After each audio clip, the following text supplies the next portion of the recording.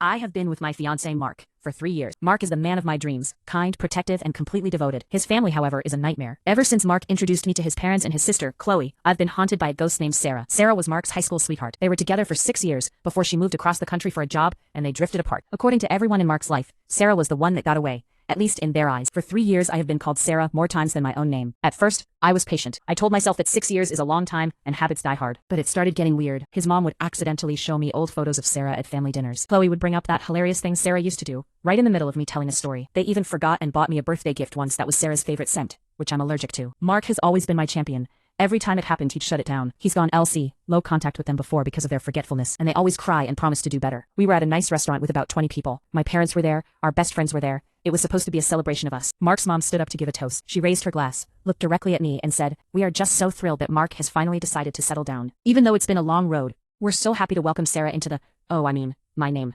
Sorry, it just slipped out." The table went cold. My mom looked horrified. I felt all the blood drain from my face. I didn't let it slide this time. I didn't laugh it off. I stood up and said, "Wait, stop.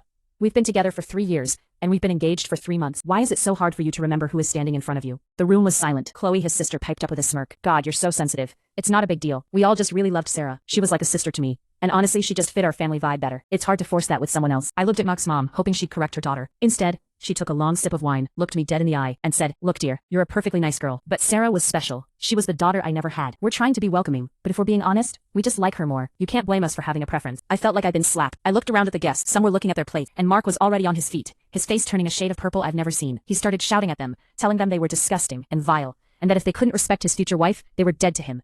I didn't wait for the end of the argument. I grabbed my purse and walked out of the restaurant. I could hear Chloe calling me dramatic as the door closed.